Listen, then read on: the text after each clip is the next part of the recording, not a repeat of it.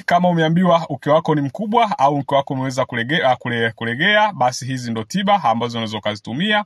Tiba namba 1 tunasema kula mlo sahihi, hasa kula vyakula ambavyo vinahamasisha homoni ya estrogen. Ni vyakula vizuri sana ambavyo vitasababisha uke wako kuwa mdogo. Lakini namba 2 tunasema tumia jeli ya mshubiri. Jeli ya mshubiri ni dawa nzuri sana. Tumia mtindi, tumia uwatu, tumia vitunguu swaumu, lakini pia tumia karoti. Wengi wanaidharau karoti, basi tumia karoti, ni tiba moja nzuri ambayo itakusababisha kuweza kubana uke wako. Lakini pia kuna mbegu za uwatu. Mbegu za uwatu, tumia mbegu za uwatu. Tumia unga wa embe, unga wa mbegu ya embe ni nzuri sana na wengi wametumia, wamepata matokeo. Tumia vyakula vyenye vitamini E zaidi, na pia fikishwa kileleni. Hii hoja nimeelezea vizuri kwenye clip zilizopita. Lakini pia mwisho, fanya mazoezi ya Kegel, basi itaweza kusaidia kuondokana na changamoto ya kuwa na uke mkubwa na uke kuweza kulegea. Tuambie hapo chini, je,